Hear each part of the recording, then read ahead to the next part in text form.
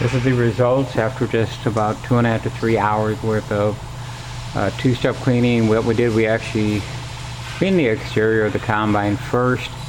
Then the mechanics and owners wanted to actually see what we can do to the engine compartment and inside the gear, you know, the chain box and the hopper, etc. So we had to go start from scratch, which actually extended the amount of work. We had to go through a light rinse down of the exterior. Taking a 16-hour job down to a matter of a few hours. This one right here was clean, looks great and clean.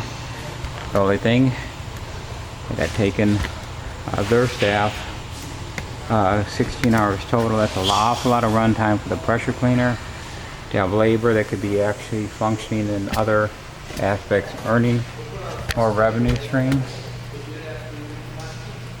That's literally the most amazing result when it comes to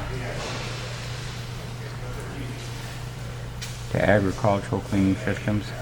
I'm going to pull this out. Oh, good, okay. Pull the truck in, so. Not a problem.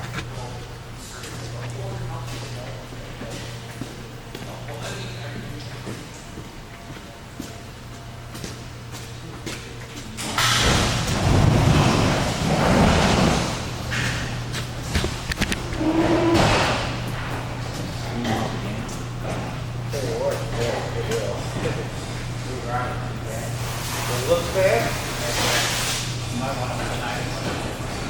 I don't feel it. I don't remember every time something got underneath the lid, but I did get hit one time on the outside.